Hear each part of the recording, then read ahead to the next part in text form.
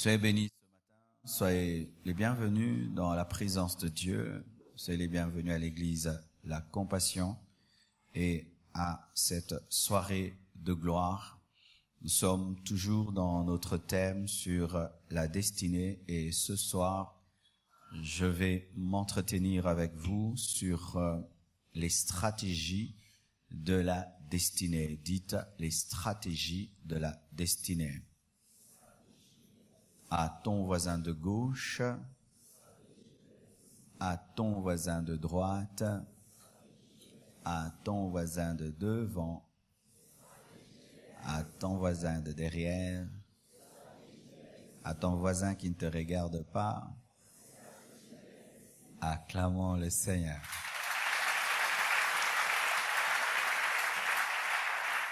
Nous sommes debout, nous allons lire 2 portions des Écritures. Genèse 3, verset 15. Mais vous lirez chez vous à la maison tout le chapitre 1, 2, 3 pour avoir la totalité de la pensée. Genèse 3, 15. Vous y êtes?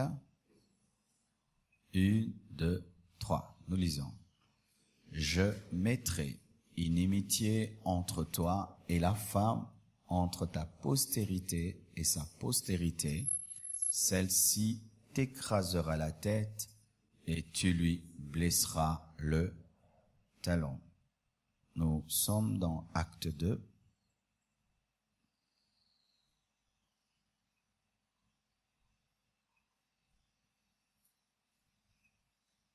Du premier verset jusqu'au verset 11. Acte 2, 1 à 11. Vous y êtes? 1, 2, 3. Le jour de la Pentecôte, ils étaient tous ensemble dans le même lieu. Tout à coup, il vint du ciel un bruit, comme celui d'un vent impétueux, et il remplit toute la maison où ils étaient assis. Des langues semblables à des langues de feu leur apparurent séparées les unes des autres et se posèrent sur chacun d'eux. Et ils furent tous remplis du Saint-Esprit et se mirent à parler en d'autres langues selon que l'Esprit leur donnait de s'exprimer. Or, il y avait en séjour à Jérusalem des Juifs, hommes pieux, de toutes les nations qui sont sous le ciel. Au bruit qui eut lieu, la multitude accourut et elle fut confondue parce que chacun les entendait parler dans sa propre langue. Ils étaient tous dans l'étonnement et la surprise et se disaient les uns aux autres, « Voici ces gens qui parlent, ne sont-ils pas tous galiléens? Et comment les entendons-nous dans notre propre langue à chacun, dans notre langue maternelle? Parthes, Mèdes, Élamites, ceux qui habitent la Mésopotamie, la Judée, la Cappadoce, le Pont, l'Asie, la Pyrgie, la Pamphylie, l'Égypte, le territoire de la Libye voisine de Cyrène, et ceux qui sont venus de Rome, juifs et prosélytes, crétois et arabes, comment les entendons-nous parler dans nos langues des merveilles de Dieu? Ils étaient tous dans l'étonnement, et ne sachant que penser, ils se disaient les uns aux autres, que veut dire ceci? Mais d'autres se moquaient, disaient, ils sont pleins de vin doux. Alors Pierre, se présentant avec les 11, éleva la voix et leur parla en ces termes, hommes juifs, et vous tous qui séjournez à Jérusalem, sachez ceci et prêtez l'oreille à mes paroles. Que Dieu bénisse sa parole. Amen. Les stratégies de la destinée. Qui croit qu'il a une destinée? Amen.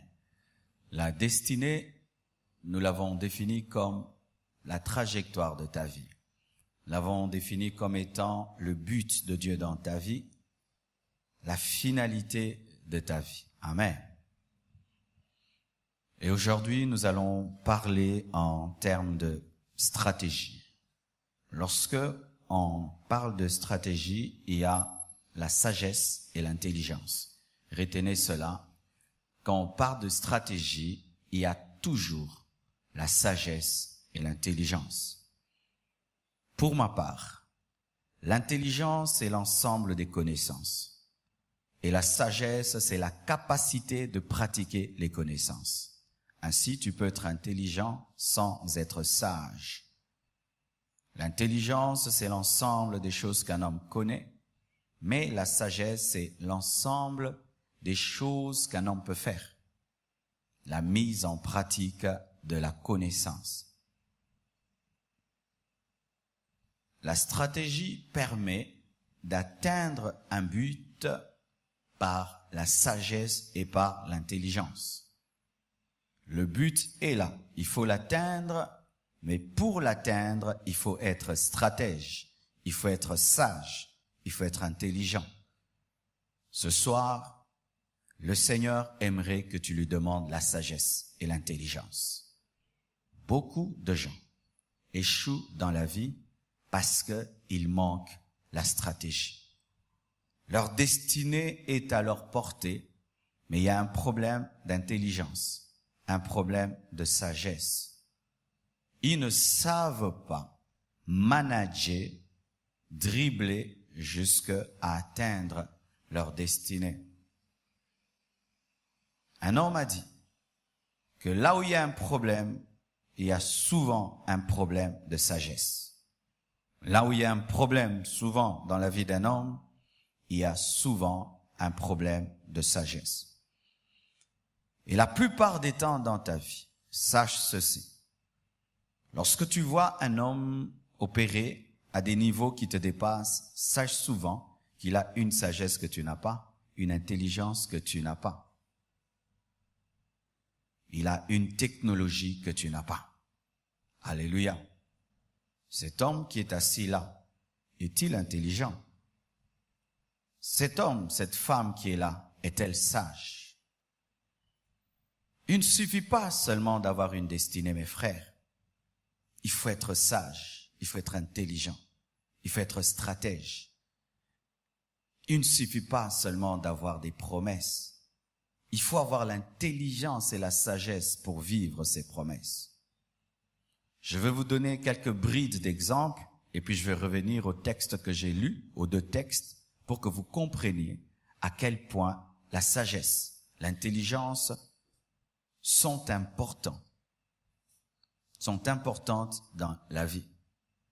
Je donne un exemple. Dieu veut bénir Ruth, lui donner Boaz, mais conduit par l'Esprit, Naomi lui donne le conseil d'aller glaner dans le champ de Boaz et de se coucher à ses pieds. Une stratégie. Jésus-Christ veut sauver la Samarie. Qu'est-ce qu'il fait? Il sauve une seule femme, la femme samaritaine. Elle va annoncer à toute la Samarie qu'elle a rencontré le Messie, qu'elle a rencontré un prophète. Bien-aimés frères, sœurs, es-tu suffisamment intelligent, suffisamment sage pour devenir l'homme que tu dois devenir? Car une destinée réclame toujours de l'intelligence. Réclame toujours de la sagesse. Toujours. Et d'ailleurs, plus une destinée est grande, plus une destinée est importante, plus il faut grandir dans la sagesse. La sagesse te permet de faire peu d'efforts là où d'autres utilisent beaucoup de force. Un homme sage est capable en une seconde de résoudre un problème qu'un homme fort résoudra dans 10 ans.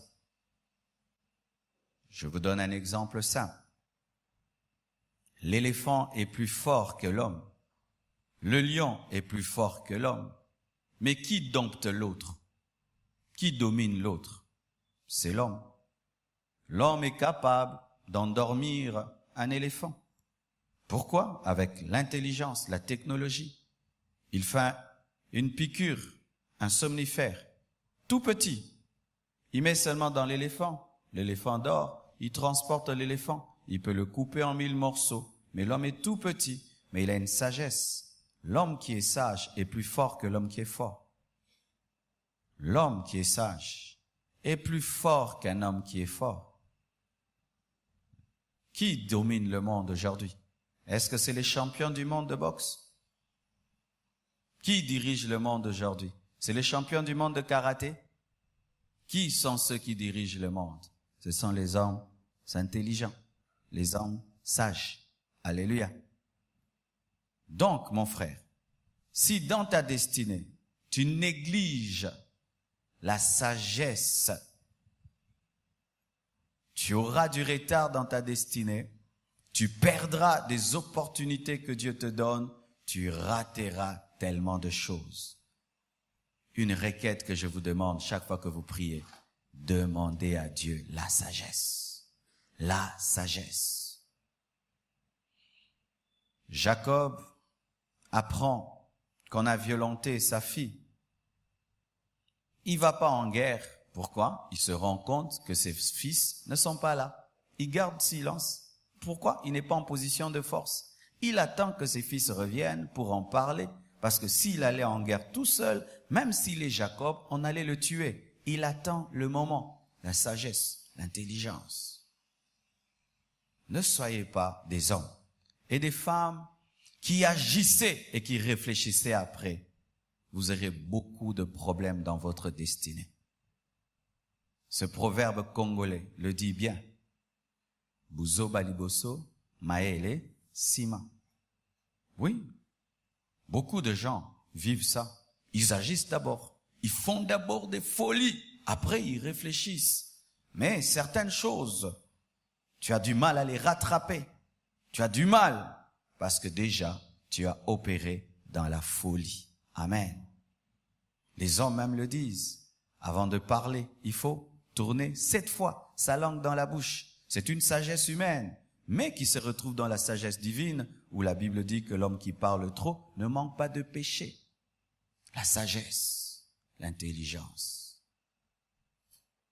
La grâce t'ouvrira les portes, mais c'est la sagesse et l'intelligence qui va te maintenir dans les portes. La grâce t'élèvera, mais c'est la sagesse et l'intelligence qui te maintiendra. Alléluia. La grâce va attirer les gens vers toi pour voir, mais c'est la sagesse et l'intelligence qui feront que les gens demeurent près de toi. Bien-aimés frères, sœurs, priez Dieu qui vous donne la sagesse. Je me souviens un temps, je lisais les proverbes tous les jours. Je les mettais en audio, je les méditais, je les mettais en audio et je me suis rendu compte à quel point il est important dans la vie d'être sage. Et la sagesse n'a pas d'âge. Amen. La sagesse n'a pas d'âge. Déjà à l'âge de 12 ans, Jésus-Christ manifestait la sagesse, de sorte qu'il s'entourait des personnes plus âgées que lui. Ne dis pas, je suis encore jeune, je peux faire des folies et je peux vivre sans réfléchir. Alors quand je grandirai, je vais commencer à réfléchir. Fais très attention, car certaines choses qui sont commises dans la jeunesse vont te suivre toute ta vie. Alléluia. C'est maintenant déjà que tu dois décider d'être stratège. Tu vas atteindre quelle destinée? Qu'est-ce que Dieu t'a révélé? Qu'est-ce que Dieu t'a dit? Il t'a dit tu seras ça? Gloire à Dieu. Tu as la révélation, c'est bon. Quel est le chemin? Et quelle est la sagesse et l'intelligence que tu dois avoir? Ouais. On te présente ici un jus dans un verre et à côté, on te présente un autre jus dans une belle canette. Qu'est-ce que tu prendras? Tu prendras le jus dans la canette. Mais c'est le même jus. Mais la présentation du jus a fait que tu sois tourné vers la canette. C'est l'intelligence et la sagesse.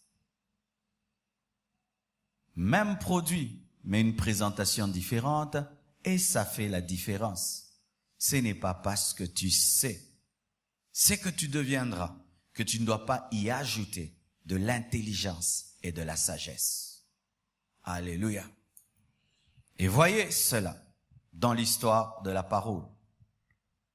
Dans Genèse, la Bible dit, Dieu dit au serpent que la postérité de la femme t'écrasera la tête et toi, tu lui mordras le talon. Le diable entend cela. C'est la postérité de la femme qui va écraser ma tête.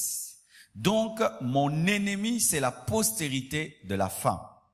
Dieu a décidé, au travers de la postérité de la femme, de manifester le salut dans le monde. Le diable le sent et il décide de s'opposer à la postérité de la femme pour que la postérité de la femme n'écrase jamais son talon, n'écrase jamais sa tête. Une guerre entre la postérité de la femme et l'esprit qui est dans le serpent. Il faut de la stratégie. Le diable met en place des stratégies, Dieu aussi met en place des stratégies. Et j'aimerais vous dire que tout ce que nous vivons sur la terre, c'est une guerre de stratégie. Ce ne sont que des stratégies. Tout le combat entre Dieu et les ténèbres, c'est stratégie et stratégie. Et si toi, tu te retrouves au milieu de cette guerre et tu n'es pas stratège, la stratégie du diable t'aura. Qu'est-ce que le diable fait? Il dit, si c'est par la femme que on va me détruire et écraser ma tête, alors moi, tout ce qui sortira de la femme, je vais le pervertir, car je connais Dieu. Dieu m'a rejeté parce que j'ai péché. Alors, si j'amène le péché dans la postérité de la femme, Dieu qui est saint sera incapable d'utiliser la postérité de la femme pour m'écraser la tête. Il maîtrisait Dieu. Il connaissait Dieu. C'est le Dieu de sainteté. C'est le Dieu de justice. C'est le Dieu qui l'a précipité. C'est le Dieu qui juge. C'est le Dieu qui ne tolère pas le mal. A dit, alors, moi, je vais infecter la postérité de la femme pour qu'elle devienne inutilisable et je verrai comment Dieu va atteindre son but d'écraser ma tête par la postérité de la femme, car lui n'utilise que des instruments purs, alors je vais rendre impurs tous ces instruments et personne ne pourrait être utilisé. Quelle stratégie? Quelle stratégie? Comment tu peux faire? Tu ne manges que des assiettes propres. Et maintenant, on salit toutes tes assiettes. On dit, mange alors. Tu ne vas pas manger. Comment Dieu pouvait parer à une telle stratégie? Nous servons un stratège. Nous prions un stratège. Et nous devons être un peuple rempli de sagesse. Lorsque Adam et Ève ont des enfants, Caïn et Abel, et certains disent que c'était des jumeaux, ils cherchent parmi eux celui qui a un cœur mauvais. Et il choisit Caïn. Bien-aimés frères et sœurs, lorsque le diable vient vers toi, ce n'est pas que tu es prédestiné à faire le mal, non. C'est ton mauvais cœur qui l'attire. Amen, hein? C'est ton mauvais cœur qui l'attire, qui lui ouvre une porte. Sans le diable, Caïn était mauvais. Lui n'a fait qu'accélérer son mauvais cœur. Alléluia. Il entre en Caïn. Caïn qui est l'aîné. Et Caïn tue Abel. Alors, Adam et Ève n'ont plus d'enfants. Et il dit, on verra comment tu vas écraser ma tête. Ce grand frère a tué son petit frère et là, personne pour écraser ma tête. Et Dieu suscite Seth. Seth naît et Seth par lui. Les gens commencent à adorer Dieu. Les gens commencent à prier Dieu. Mais il pervertit encore la descendance de Seth. De sorte que Dieu est obligé d'envoyer le déluge sur la terre. Vous imaginez? De raser toute la terre. Toute la terre avec la pluie. Mais Dieu voit parmi ces hommes un homme appelé Noé. Il le prend avec ses fils, avec des couples d'animaux. Il les place dans l'arche. Mais dans cette arche aussi, le diable entre. Lorsqu'ils accostent, la Bible nous dit que Noé, cet homme qui a entendu Dieu s'enivre, se dévait Et son fils cadet Cham vient vers son père et voit sa nudité, va le raconter partout. Et lorsque Cham a vu la nudité de son père et est allé le rencontrer, qu'est-ce que Satan voulait faire? Il voulait que la malédiction tombe sur Noé, sur ses enfants, sur tous les enfants. Il voulait que Sem et Japheth, influencés par Cham, tous puissent aller voir la nudité de leur père et puissent aller se moquer pour que les trois automatiquement soient maudits. Il opère par ce qu'on appelle l'infection. Il opère par ce qu'on appelle la contagion spirituelle. Il contamine Noé, il le pousse à l'ivrognerie et il contamine Cham. Cham tombe dans une curiosité malsaine et un manque de sagesse à raconter la nudité de son père et il va auprès de ses frères pour les contaminer également, mais ceux deux refusent. Ainsi, Cham est maudit. Ses fils sont maudits. Sa descendance est maudite. Et Dieu se choisit Sem. Et par Sem, Dieu suscite un homme. Mais cet homme, le père d'Abraham, tombe dans l'idolâtrie. Il commence à adorer le soleil. Il commence à adorer des divinités étrangères. Et Dieu parle à son fils, Abraham. Et lorsqu'il tombe sur cet Abraham, c'est un homme stérile sans enfant. Et là, le diable dit encore, mais il n'a même pas d'enfant. Sarah n'a pas d'enfant. Pire, elle est incrédule. Elle ne croit pas que Dieu peut accomplir sa promesse. Mais Dieu finit par accomplir sa promesse, alors que cette femme est vieille. Mais avant qu'elle naisse, l'ennemi pousse Abraham, l'homme de la foi, à connaître Ismaël. Ainsi, il y a deux postérités. Ismaël et il y a Isaac. Et Ismaël commence à se moquer d'Isaac. Et je sens et je pense que pour ma part, Ismaël allait faire ce que Caïn avait fait à Abel. C'est pourquoi Dieu a permis qu'Ismaël soit chassé pour qu'Isaac reste seul, car Ismaël était plus grand qu'Isaac. Et Isaac reste. Mais il attaque Isaac aussi. Isaac épouse une femme. Et cette femme n'accouche pas, elle aussi. On verra. Et un miracle arrive. Elle a deux jumeaux dans son ventre. Elle a Jacob et elle a Ésaü. Ésaü, le grand frère, il aime le monde, il aime les Cananéens et le diable le choisit. Jacob, un menteur aussi, tu passeras par où? Mais Jacob a un cœur à la fois, tourné vers le mal et le vol et tourné vers Dieu. Un hybride spirituel. Mais Ésaü totalement tourné vers le monde. Et il vole la bénédiction de son père, de son frère. Et le diable se moque. Il dit, on verra, tu passeras comment? Un voleur, qu'est-ce qu'il va me faire? Un voleur, il a volé la bénédiction de son père. Mais Dieu recherche ce même Jacob. Il le brise, il change son nom, il appelle Israël. Et lorsque cet homme enfante, il enfante des tribus, des patriarches. Et le premier de ses fils, Ruben, qui devait être celui que Dieu allait utiliser, se livre au péché et couche avec les femmes de son père. Et son père le maudit et le diable est content. Et la royauté qu'il était réservée, Dieu la prend, il la donne à Judas. Et Judas, le diable aussi l'attaque. Il tombe avec une prostituée et il ne peut engendrer de roi à la première génération. Mais Dieu qui fait grâce entre en David après Saoul qui est sorti de Benjamin. Et c'est là qu'il y a David. David, un homme selon le cœur de Dieu. Un homme qui chante les cantiques. Mais un jour, alors qu'il arrive au summum de son règne, il voit une femme d'autrui. Et il prend cette femme. Et le diable est content. Il entre par l'adultère.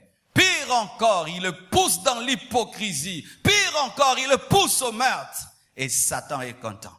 Il dit, c'est fini. Regarde là. Qu'est-ce qu'il peut me faire? Un adultère, un menteur, un hypocrite, un meurtrier. Qu'est-ce qu'il me fera? Quelle est cette postérité de la femme qui écrasera ma tête? Ils sont impurs et tu ne peux les utiliser. Mais Dieu, dans sa grâce, David pleure. Et après qu'Uri soit mort, David épouse Bathsheba. Cette fois-ci, ça devient sa femme. Et avec cette femme, il a un deuxième enfant, car il a eu un enfant que Dieu a tué, l'enfant du péché. Et puis Dieu leur donne Salomon. C'est alors que Salomon vient. Et lorsque Salomon est sur le trône, il demande la sagesse. Lorsqu'il devient roi, il demande la sagesse, car il comprend qu'une grande destinée réclame la sagesse. Et Dieu lui donne une sagesse que personne n'a jamais eue, de sorte que les reines venaient de l'Éthiopie pour entendre sa sagesse. Riche et béni, manifestant la richesse de Dieu, mais au summum de son règne, dans sa vieillesse. Il aime des femmes étrangères qui le poussent à l'idolâtrie et Dieu l'abandonne. Mais quand Dieu l'abandonne, il ne l'abandonne pas totalement à cause de David. Et ainsi, il laisse des tribus à son fils Roboam. Mais Roboam n'était pas totalement à Dieu. Ainsi, d'un côté, il y a Jéroboam, qui est le serviteur de Salomon, qui reçoit plus de tribus que le fils de Salomon, Roboam. Et c'est là qu'a commencé le schisme d'Israël. Israël est divisé en deux parties, le royaume du nord et le royaume du sud.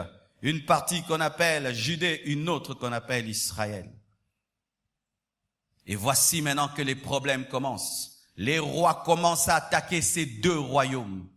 Ils commencent à attaquer ces deux royaumes et ils les amènent en déportation. Ils prennent les Juifs, ils les amènent. C'est alors que vous entendez l'histoire de Daniel, vous entendez l'histoire d'Abnego, Méshach, Shadrach, l'histoire d'Esther. C'est lors de la déportation des Juifs où ils se retrouvaient dans des territoires étrangers parce que Israël avait été divisé après Salomon. Et là, le diable est content. Ils ne sont même plus un. Ils ne sont même plus un. Voilà qu'ils sont répandus dans le monde. Mais tous n'étaient pas rependus. Certains sont restés. Et pendant des années, des prophètes viennent. Ils donnent des prophéties qu'une vierge va enfanter. Ils donnent des prophéties qu'un Messie viendra. Et pendant même une période de 400 ans, entre Malachie et Matthieu, Dieu se tait, il ne parle pas. Et le diable dit, fini, il parle même plus.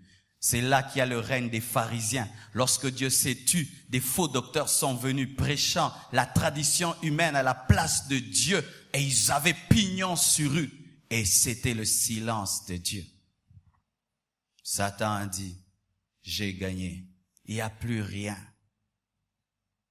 Mais la Bible nous dit qu'un ange appelé Gabriel a été envoyé vers une femme appelée Marie et lui a donné la promesse qu'elle allait engendrer le Fils de Dieu. Cette femme a cru et la sémence de Dieu a été déposée en elle. Mais c'est que Satan ne savait pas que quand Dieu disait que la postérité de la femme écrasera la tête du serpent, ce sera la postérité de la femme et 100% la postérité de la femme. Mais lui pensait que la postérité de la femme, ce sera un enfant qui sort d'un homme et d'une femme et par la femme, alors que ce sera de Dieu à la femme sans un homme.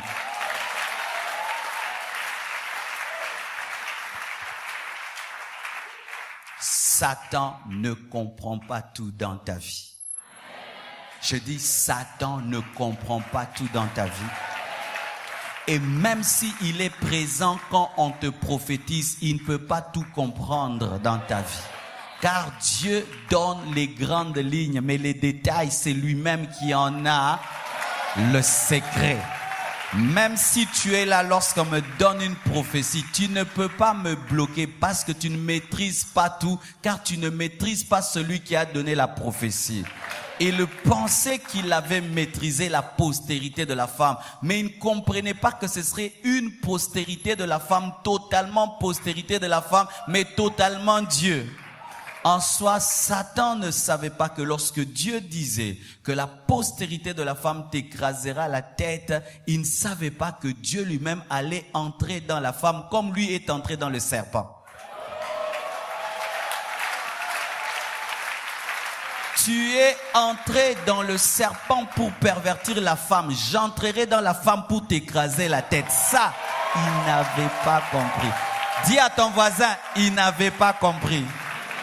Dis à celui de gauche, il n'avait pas compris. Et il ne comprendra pas toujours. Alléluia. Oh, acclame le Seigneur.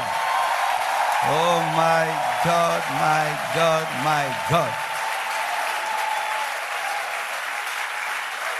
Et c'est que souvent, aussi nous pensons que quand Dieu agit, le diable est calme parce qu'il est habitué. Non, lui aussi il est étonné quand Dieu agit parce qu'il n'est pas omnipotent.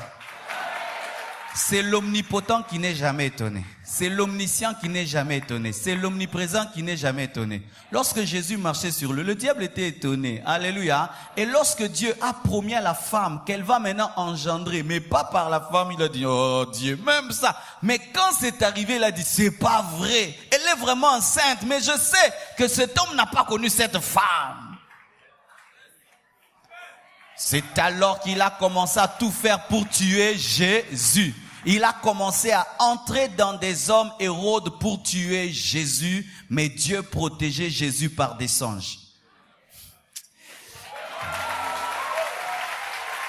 Est-ce que je peux dire, il entre dans des hommes pour tuer Jésus, mais Dieu entre dans des songes pour le protéger. Il entre dans des rois et des militaires pour tuer Jésus, mais Dieu entre dans un charpentier.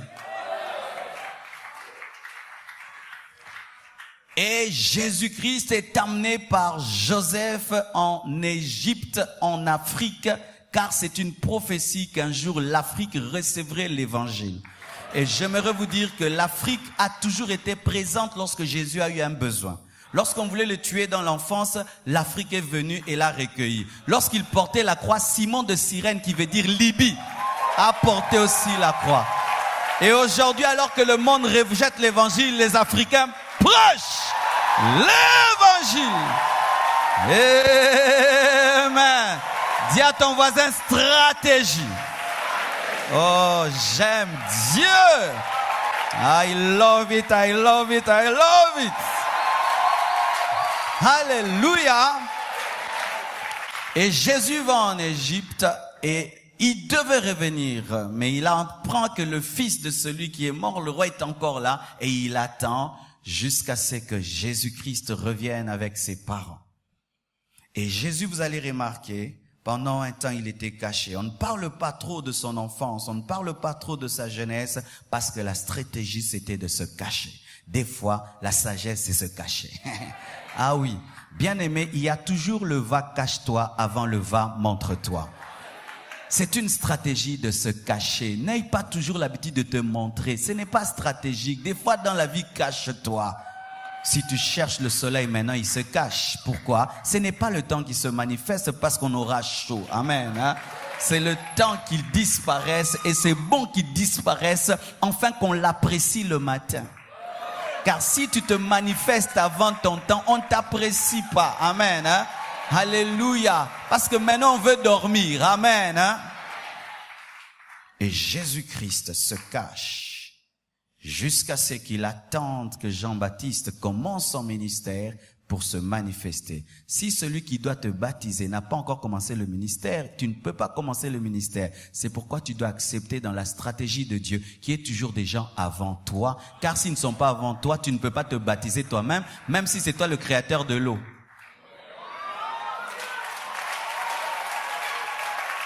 Il ne pouvait pas dire, oh, viens à la maison, baptise-moi. C'est lui le créateur de l'eau. Il pouvait appeler la rivière, le Jourdain. Il pouvait appeler le Jourdain à la maison. Mais par humilité, Jésus est allé vers le Jourdain.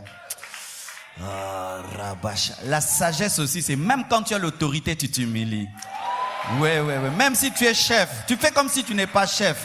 C'est le Jourdain qui devait se déplacer vers Jésus. Le désert devait se déplacer vers Jésus. Jean-Baptiste devait se déplacer, mais Jésus se déplace.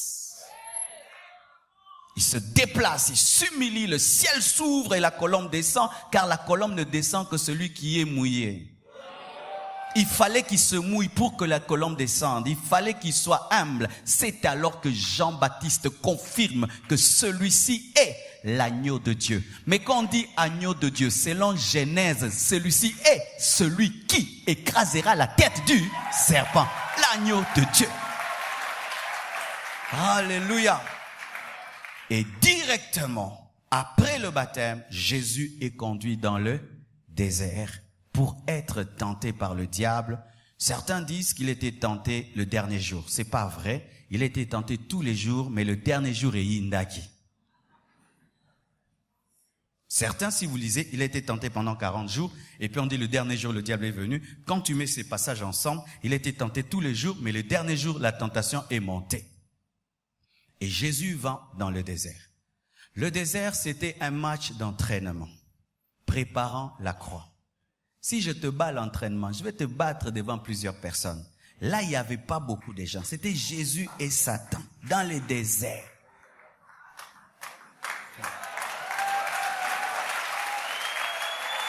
Alléluia. Et vous imaginez, c'est... est-ce que je peux dire ça? La Bible dit que Jésus-Christ, il est sorti revêtu de la puissance, mais après qu'il ait été tenté par le diable, qu'il est vaincu. Donc celui qui était tenté, il n'était pas revêtu, il était seulement rempli. Mais celui-là, il a vaincu Satan. Maintenant, celui qui était revêtu. C'est-à-dire que Jésus-Christ, dans sa apparition la plus faible, il a tapé Satan. Mais il est écrit, non, qu'après le jeûne, il a été revêtu. Mais quand il est entré, il a été rempli. Parce qu'il y a une différence entre la plénitude et le revêtement. La plénitude te donne la nature, le revêtement te donne la puissance. Mais Jésus remplit, le diable le tente au niveau du corps, il résiste. Pourquoi quand il dit change la pierre en pain pour manger le corps, il résiste. Que le Dieu de paix vous sanctifie tout entier corps. Dans le niveau de l'âme, il dit tu es le fils de Dieu, jette-toi l'orgueil. Il dit non, tu ne tenteras pas ton Dieu. L'âme, que le Dieu de paix vous sanctifie corps, âme. Dans le niveau de l'esprit, il dit si tu m'adores, je te donne. Tu n'adoreras que l'Éternel ton Dieu. Esprit, que le Dieu de paix vous sanctifie corps, âme et esprit. Et Jésus a la victoire avant la croix sur le diable. L'entraînement, il lui donne 3 KO. Il teste la stratégie. De la même manière que quand tu fais un 4x4, avant de le manifester sur le terrain, tu le testes dans les forêts avant de les vendre.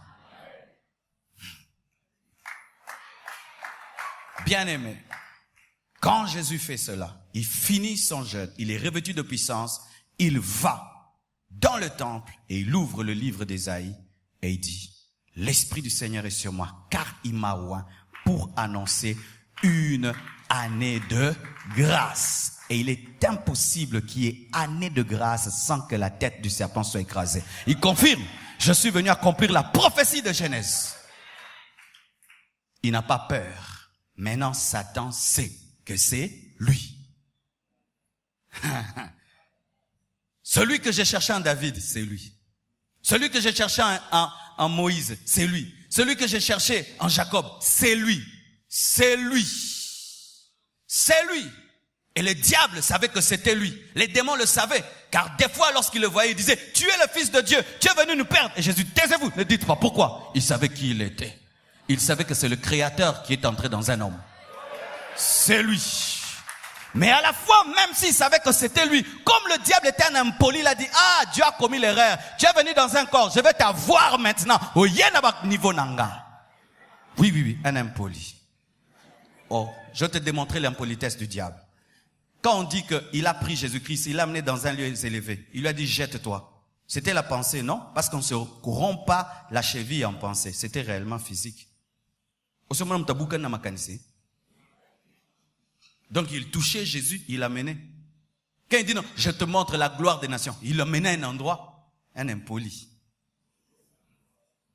qui tente son propre créateur. Et maintenant, Jésus-Christ sait, et le diable sait. Maintenant, il se pose la question, ça se fera comment? Mais ce qui est terrible, c'est que la parole le dit, et Jésus lui-même le disait, qu'il doit mourir, il doit souffrir pour sauver. Mais c'est comme si quand il disait, Satan n'entendait rien. Car si moi j'étais Satan, je vais faire une réunion avec tous les démons et les sorciers. Je veux dire, faites tout, qu'ils ne meurent pas. Vrai ou faux? Quelqu'un qui dit, il faut que je meure pour que je sois sauvé. Il faudrait que je meure.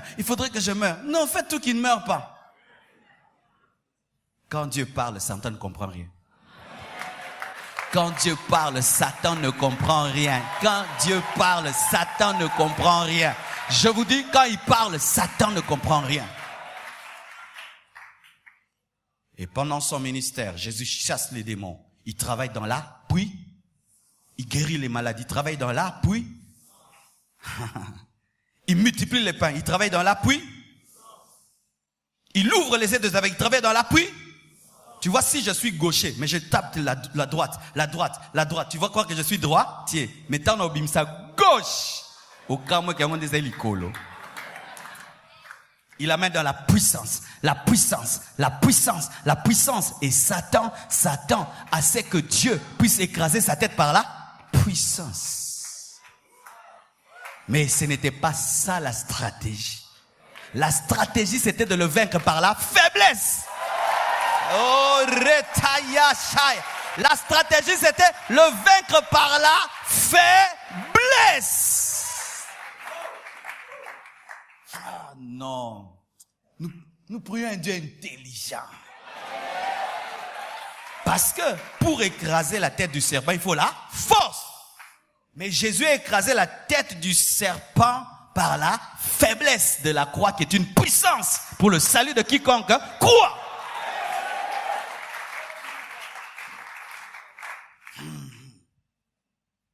On attrape Jésus. Il n'y a pas de tonnerre. On lui arrache la barre. Pas d'éclair. Il dit, oh, Nzamba comme est faible, bon profiter. Alembi. On crucifie sa main droite. Même le bois là ne brûle pas. La main gauche, ça ne brûle pas. Les pieds. Et il dit, non, Tozo gagné. Bendeko, Tozo gagné. On le soulève.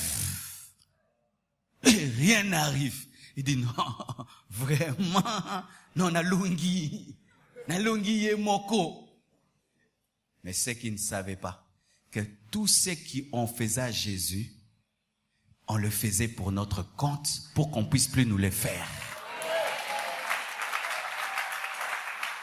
Chaque blessure nous guérissait. Chaque déshonneur nous élevait.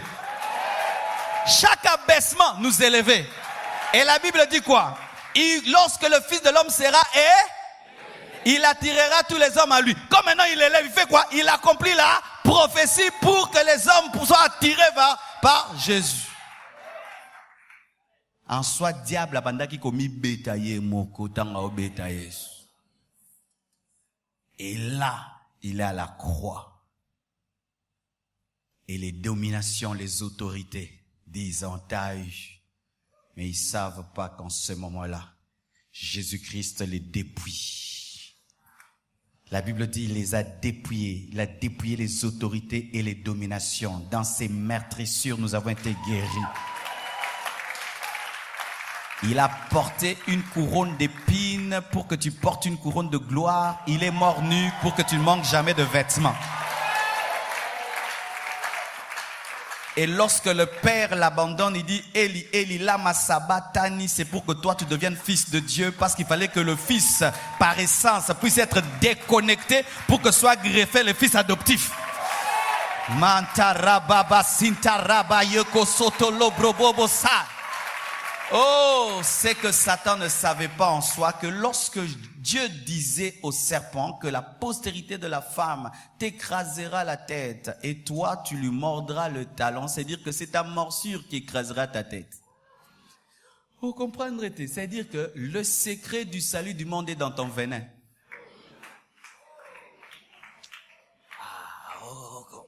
Je vais expliquer. On dit quoi? La postérité de la femme t'écrasera la tête et toi tu lui mordras le talon. Si tu écrases la tête d'un serpent, il te mord le talon, tu meurs parce qu'il te communique le venin. Mais en soi, c'est ce venin-là qui tue, qui écrase la tête. C'est-à-dire quoi? Je t'utiliserai toi-même pour te détruire toi-même. C'est-à-dire que on bête, on a ma coffre, on bête, on suis KO.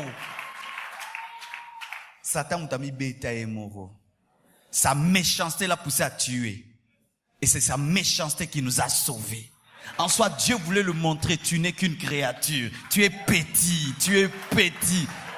Est-ce que tu es en train de... Tu es petit. Oui, bien aimé, quand tu écoutes un tel message, tu n'as plus peur du diable ni des démons. Tu n'as plus peur du diable ni des démons. Non, tu ne peux pas. Quelqu'un ne peut pas venir à l'église, il n'avait pas peur du diable, puis il a peur du diable. Non, ça ce n'est pas l'évangile. Lorsqu'on écoute l'évangile, on n'a plus peur du diable, on n'a plus peur des démons, on n'a plus peur des sorciers. C'est ça l'évangile. Oui, quand tu écoutes l'évangile, tu ne peux pas avoir peur du diable. Arrêtez d'écouter ces prédicateurs qui vous effrayent, parlant des démons. Un prédicateur, quand il prêche, tu vois que le diable est petit. Car il est petit. On a yoki maté, on a zongi na ndaku na bangi na koki kolala te maté ate, on a ça maté ate.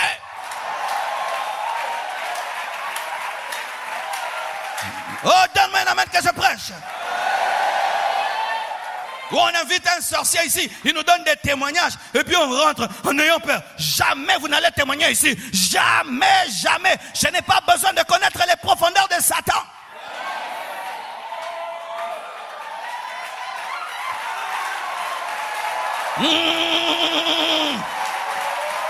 Alléluia.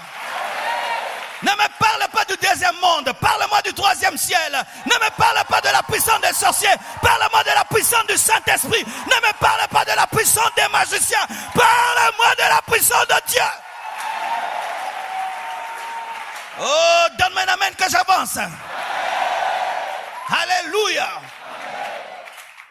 Et là, Jésus dépouille les autorités, match échangé. Il prend nos maladies, notre malédiction, nos péchés, nos iniquités. Il prend tout.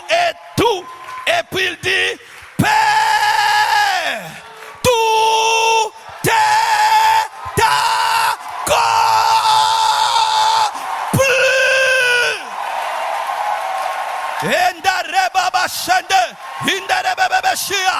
est accompli. Tout est accompli. Tout est accompli. Tout est accompli. Tout est accompli. Tout est accompli. Oh, gloire à Dieu. Qu'est-ce qui est accompli? Père, la tête du serpent, elle est écrasée. La prophétie de Genèse est accomplie. Père, c'est accompli. Mando Roseke bébé. La terre a commencé à trembler. Le ciel est devenu noir. Les pierres ont commencé à se déchirer.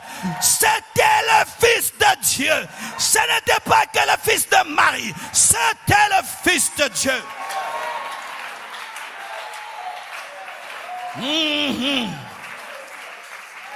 Et lorsqu'on le met à la croix, il meurt plus vite que les deux autres.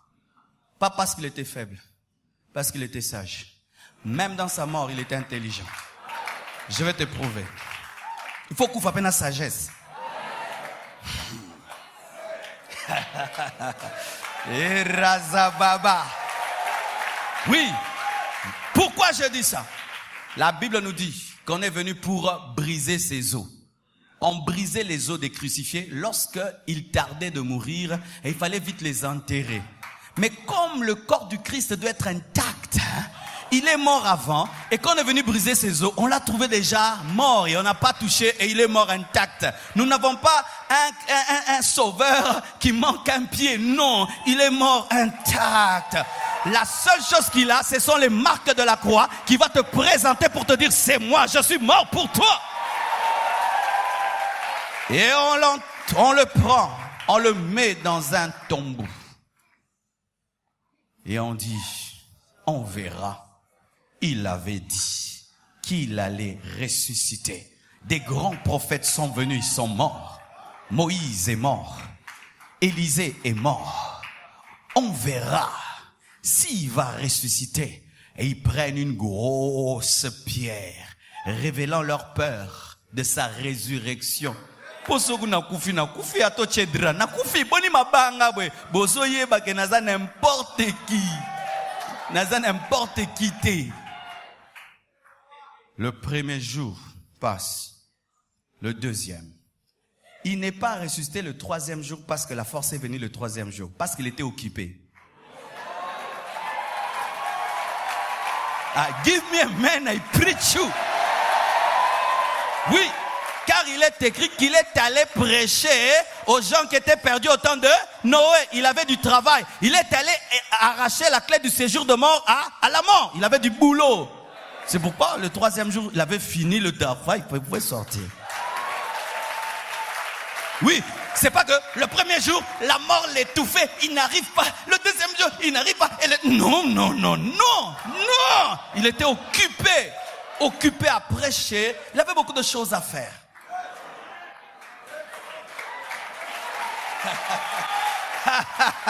Ah, Jésus. Est-ce qu'on peut acclamer Jésus? Jésus-Christ de Nazareth.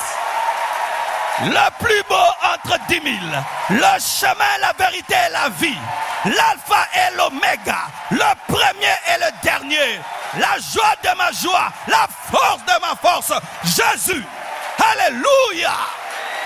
Et Marebobo Sotayaba. Nul n'est comme lui, nul n'est semblable à lui, nul ne peut se comparer à lui. Il est le prophète des prophètes, le roi des rois, le Seigneur des seigneurs. Oh, gloire à Dieu.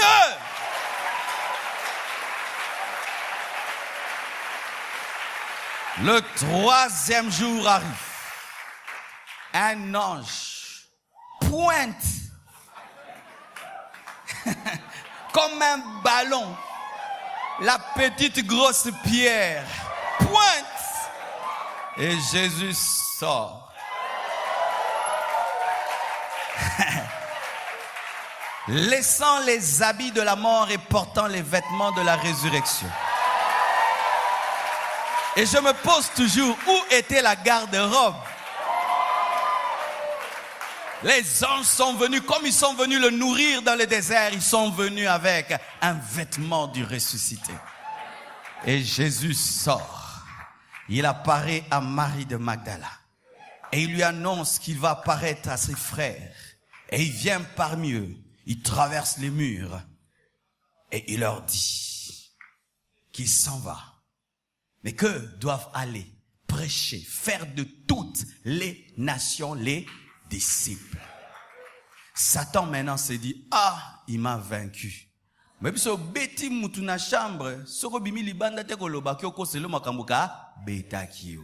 En soi évangéliser c'est dire boy loba ke na beta ye libanda. C'est ça la bonne nouvelle. Na beta ye bo ke ne koba ke na beta ye pas la munoka ke wangana.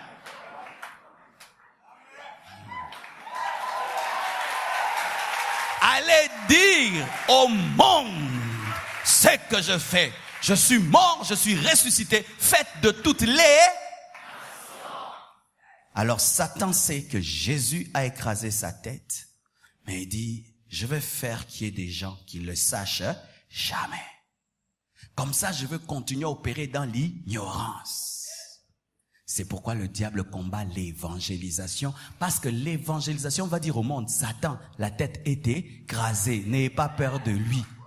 Parce que si on écrase ta tête, tes stratégies aussi sont bizarres parce que la tête ne fonctionne plus. n'ayez jamais peur du diable, sa tête ne va pas bien.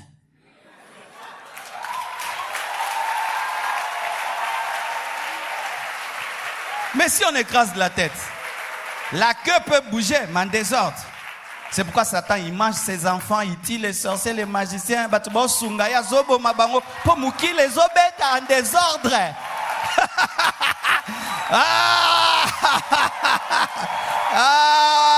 Alléluia. Mais oui, si la tête est écrasée, la queue bouge en désordre, frappe ses enfants, ses ennemis. Mukila. Mutu esa asuste.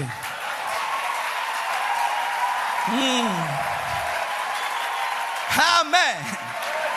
Alors il sait qu'il y a des disciples, Pierre, Matthieu, Jean, à qui Jésus a dit d'aller faire de toutes les nations les disciples, d'aller dire au monde qu'il était vaincu. Il a dit, je vais les combattre, je vais les distraire, je vais faire qu'ils puissent se diviser. C'est pourquoi vous voyez ce qui arrive maintenant. Des chrétiens distraits. Qui nous distrait? C'est pas Dieu, c'est Satan. Le temps qu'on parle de futilité, on oublie de dire aux gens, la tête est écrasée. Comme ça, comme lui règne dans les ténèbres et dans l'ignorance, il se comporte comme si la tête n'est pas écrasée. Parce que là où il n'y a pas la connaissance, Satan opère comme s'il n'a pas été vaincu. Si tu es héritier, tu ne sais pas que c'est à toi. Tu vis comme un esclave. Il veut que le monde vive comme des esclaves et il distrait les gens qui ont la bonne nouvelle, qu'on parle de futilité. Sortez de ces futilités. Oh, sur Internet, on a dit, oh, sur Internet, bien-aimés, prêchons l'évangile. Oh, tel pasteur est magicien, tel pasteur est ceci, bien-aimés, des bêtises, prêchons l'évangile. Des distractions. Alléluia. Et il dit, il va les distraire. Mais eux, ils vont dans la chambre haute. Ils prient.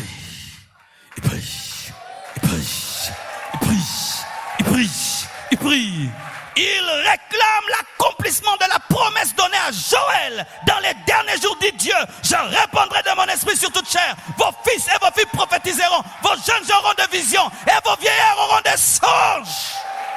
Tout à coup, acte 2, que je vous ai donné. Tout à coup. L'esprit, qui est l'autre consolateur. Je vous enverrai un autre. Jésus déjà par sa présence consolait ses disciples. Et seul un consolateur peut remplacer un autre valablement pour dire que le Saint-Esprit est Dieu, car seul un Dieu peut remplacer un Dieu.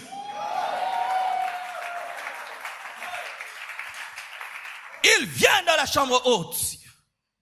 Il commence à parler en d'autres langues, revêtu de la puissance du Saint-Esprit, rempli de l'Esprit.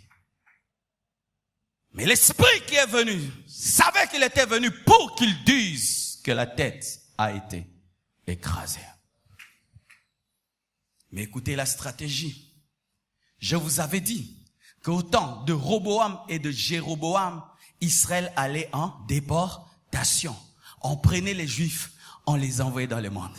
On les envoyait. On les faisait souffrir. Le diable disait, je répands cette postérité que Dieu veut utiliser. Je la jette dans le monde entier, loin de votre héritage Israël. Il les jetait partout. Ils étaient persécutés, jetés dans le monde.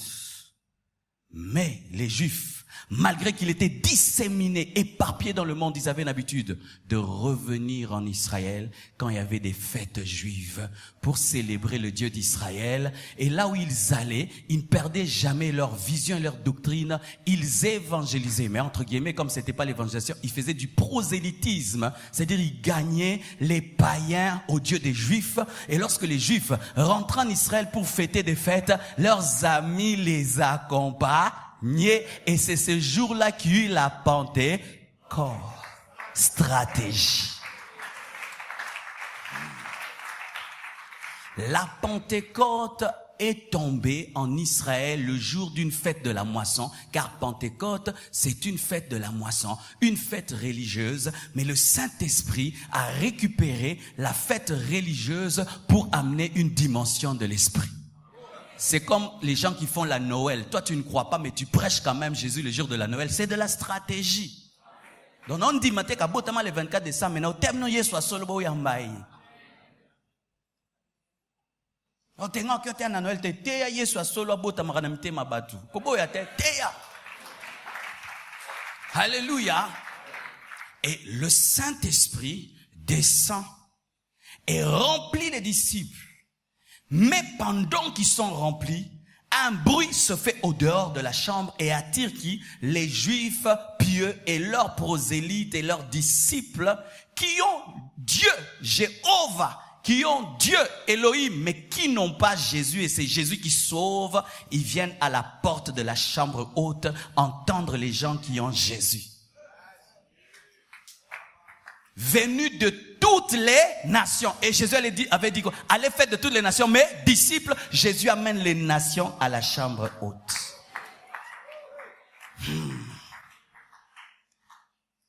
Et voyez, la sagesse de l'église primitive, ils ne tombent pas dans l'orgueil alors que ce sont des bébés spirituels. Ils laissent une personne parler. Un problème au Congo, nous devons accepter le leadership des autres. Et il sort. Et la Bible nous dit quoi? Ils les entendaient dire les merveilles dans leur langue, dans les langues qu'on parle là où ils vont. C'est-à-dire celui-ci, il est chez les Arabes, il entend l'arabe. Il dit, Mounoko balobarabi siga ba déportanga. Ayoki grec, ayoki chinois, ayoki anglais, ayoki français. Les langues sont descendues de sorte que les nations entendent que la tête a été écrasée dans les langues.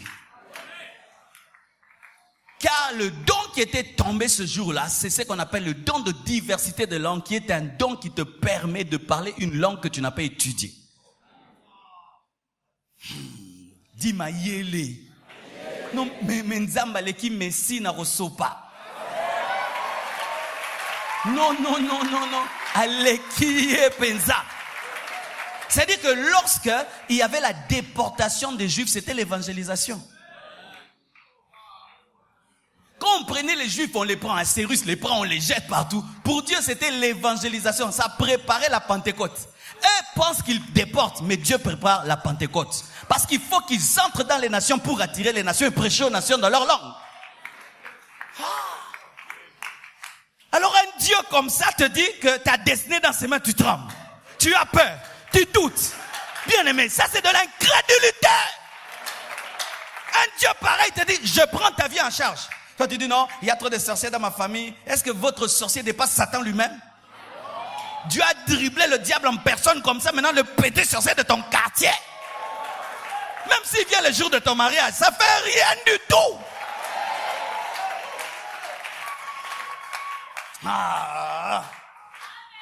Je ne sais pas si tu comprends ce que je dis, hein.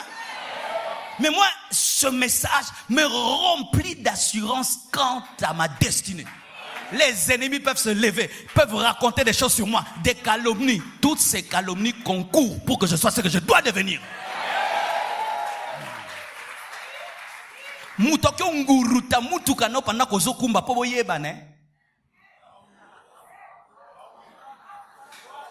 a français. Français, c'est quoi? Quelqu'un peut t'égratiner la voiture pendant que tu conduis pour que vous fassiez connaissance. Et quand vous faites connaissance, c'est celui qui va t'engager. Alors, les gratignures là, il fallait que ce soit, ça ne soit pas. Il y a des gens qui ne suivent que les calomnies. Quand tu es calomnie, c'est quand il va suivre la vidéo. Quand il suit la vidéo, il suit ta prédication, il s'est converti. Alléluia.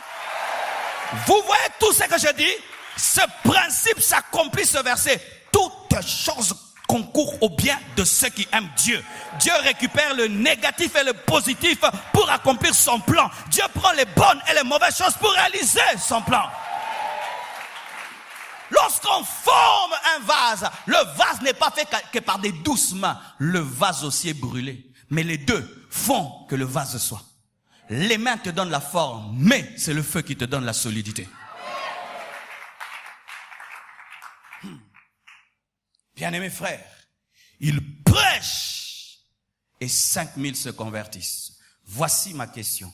Est-ce qu'ils sont restés là-bas? Un touriste ne reste pas. Il doit pas. Quand il partait, il disait quoi? La tête du serpent est écrasée. La tête du serpent est écrasée. Il le disait en anglais, en arabe, en grec, dans toutes les langues. La tête du serpent a été écrasée. Nous avons le Dieu stratège. Nous avons le Dieu stratège. Et tel il est, tel nous sommes. Tel il est, tel nous sommes. Tel il est, tel nous sommes.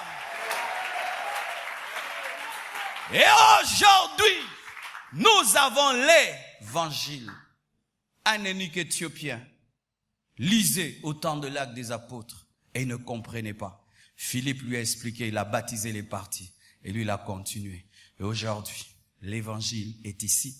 Nazoloba on a lingala que moto ya satana et panzanaki.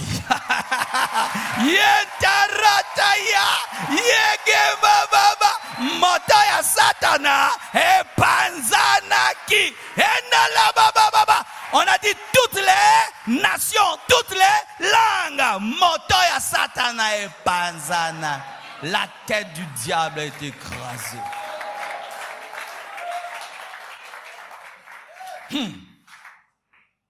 Alors, bien-aimés, nous avons reçu le ballon au milieu du terrain.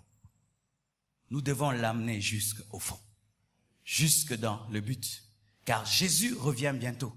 Et en ce temps-ci, nous devons continuer à dire aux hommes de notre génération que le diable était vaincu. Ne nous laissons pas distraire. Église, sortons de la distraction qui est sur Internet. On a dit ça sur celui-ci, de la distraction. Celui qui court ne suit pas ce qu'on dit autour de lui. Concentrons-nous, gagnons notre génération à Jésus. Va dire aux sorciers, le diable a été vaincu. Va dire aux pécheurs, le diable a été vaincu. Si tu reçois mon Jésus, il va briser tes chaînes et les liens. Si tu reçois mon Jésus, il va te transformer. Sortez des polémiques. Tel a dit. Tu n'as pas le temps. Tu n'as pas le temps. J'ai pas le temps de monter sur cette chair et dire des bêtises. Car il y a une nouvelle à annoncer. Un homme qui toutes les nuits dort, il voit des démons. Toutes les nuits il dort, il entend des voix sataniques. Il sent des esprits. Mais toi, tu sais que ces esprits étaient vaincus.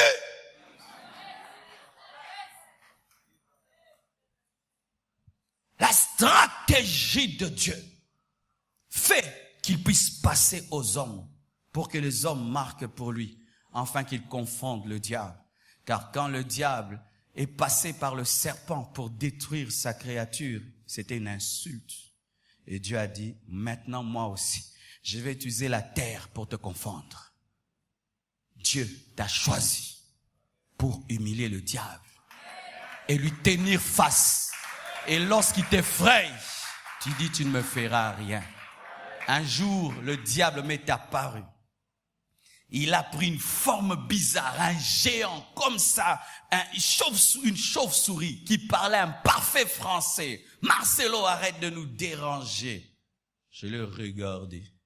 J'ai dit, comme d'ailleurs tu m'interdis, je vais continuer. Je vais continuer. Frères et sœurs, je peux vous dire pertinemment que vous avez choisi le bon camp. Un vrai Dieu. Alléluia. Et quand même, des fois tu ne comprends pas tout.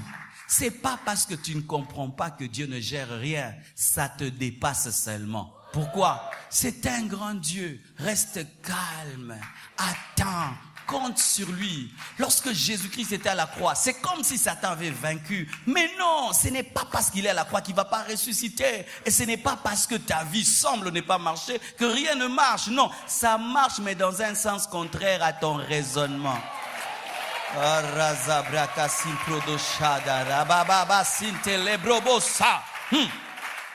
Tu viens chez moi à la maison et tu veux qu'on cause. Selon l'intelligence de l'homme, tu croiras que nous devons causer au salon. Mais si je suis dans la cuisine, on va t'amener à la cuisine. Mais si la porte de ma cuisine est en sima, bon, mais moi si mandeko, you can say que négligé, on aura bisi quand même konze azar.